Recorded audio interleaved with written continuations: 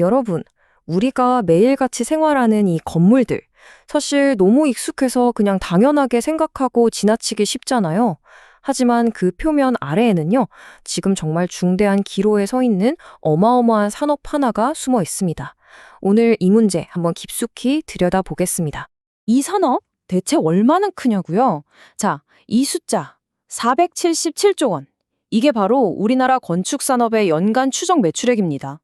우리나라 1년 예산의 70%가 넘는 그야말로 상상하기 힘든 규모죠. 그래도 이 숫자가 잘 와닿지 않으신다면요. 이렇게 한번 비교해 볼게요. 우리나라를 먹여 살린다는 대표 수출 산업, 자동차와 반도체. 이 두 거대 산업의 매출을 합친 것보다도 건축 산업이 더 큽니다. 그야말로 우리 경제를 움직이는 보이지 않는 거인인 셈이죠. 그런데 말이죠. 이 거대한 산업이 바로 지금 골든타임을 맞았다고 합니다.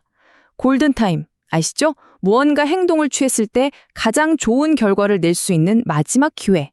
하지만 반대로 말하면 이 기회를 놓치면 회복이 불가능한 상태로 추락할 수 있다는 아주 무서운 경고이기도 합니다. 이건 그냥 건물 짓는 얘기가 아니에요. 설계를 하고 짓고 또 관리하는 이 모든 과정에 무려 160만 명 이상이 일하고 있습니다. 우리가 사는 공간뿐만 아니라 우리 일자리와 우리 경제 전체를 떠받치고 있는 핵심 기둥산업이라는 뜻입니다. 하지만 이 거대한 규모 뒤에는 아주 심각한 구조적 문제들이 숨어 있어요.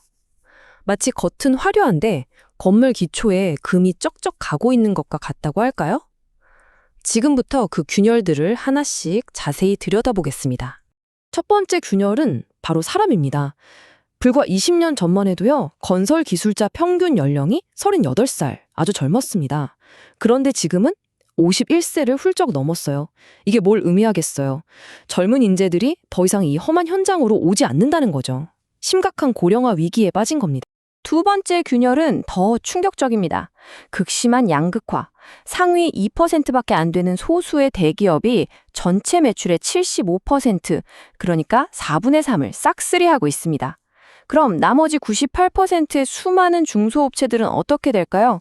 네, 남은 25%의 시장을 놓고 서로 피 터지는 저가 수주 경쟁을 벌일 수밖에 없는 거죠.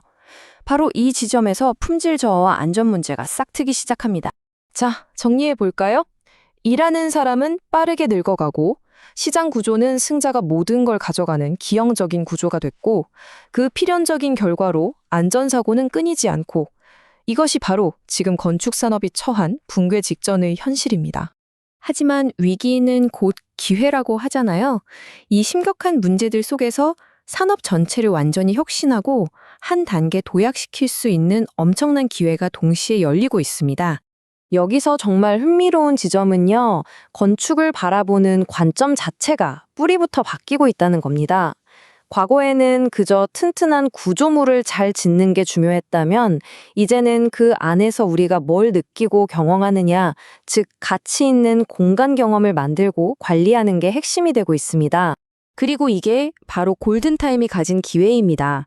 친환경 건축, 인공지능을 활용한 디지털 설계, 낡은 건물을 새롭게 되살리는 재생사업, 그리고 건물의 가치를 계속해서 높이는 공간 경영 서비스까지 완전히 새로운 시장이 지금 폭발적으로 성장하고 있거든요. 아니, 이렇게 새로운 시대의 문이 활짝 열리고 있는데 왜 산업은 여전히 위기일까요? 그 핵심 원인은 바로 정부 정책이 시장 현실을 전혀 따라가지 못하는 이 거대한 불일치에 있습니다. 이 통계를 보면 이 불일치가 정말 명확하게 드러납니다. 우리나라 전체 건물의 97%는 민간 소유고요. 그중 대부분인 85%는 우리가 주변에서 흔히 보는 소규모 건물들입니다. 그러니까 건축 시장의 절대 다수는 바로 이 작은 민간 건축물들이라는 거죠. 그런데 놀랍게도 대부분의 정부 지원과 규제는 단 3%에 불과한 저대규모 공공사업에만 집중되어 있습니다. 시장의 97%를 차지하는 중소 민간 시장은 사실상 정책의 사각지대에 그대로 방치된 셈입니다. 이 모든 정책 논의의 한가운데에는 건축사가 있습니다. 건축사는 단순히 건물을 예쁘게 디자인하는 사람을 넘어서요, 아주 까다로운 국가 시험을 통과하고 법에 따라 국민의 안전과 재산을 지키는 설계와 감리 업무를 수행하는 고도로 훈련된 전문가들입니다. 그리고 바로 이 전문가들이 지금 정책의 변화를 강력하게 요구하고 있는 거죠. 이처럼 잘못된 시스템을 바로잡기 위해서 지금 건축산업의 미래를 결정할 두 가지의 다른 해법이 아주 치열하게 충돌하고 있습니다. 자, 그럼 이 복잡하게 얽힌 문제 어떻게 풀어야 할까요? 먼저 건축계가 내놓은 해법입니다.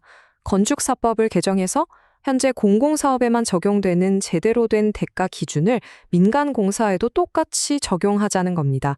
그래야만 과도한 헐값 경쟁을 막아서 설계와 감리의 품질을 높일 수 있고 궁극적으로 건물의 안전을 확보할 수 있다는 아주 상식적인 주장입니다. 반면에 정부는 다른 카드를 꺼내 들었습니다. 바로 국가인증 감리 제도라는 건데요. 정부는 이 제도를 통해서 대형 공사 현장에 감리 전문성과 책임을 강화할 수 있다고 주장합니다. 하지만 건축사들은 이 제도에 거세게 반발하고 있어요. 서울시건축사회 박성준 회장의 비판은 아주 날카롭습니다. 이 제도가 소수의 감리원에게 시장을 독점하는 특혜를 주고 특히 퇴직 관료들이 유관기관에 재취업해서 이권을 챙기는 소위 전관예우의 통로가 될 수 있다는 강력한 경고를 보내고 있습니다. 건축사들의 주장을 요약하면 이렇습니다.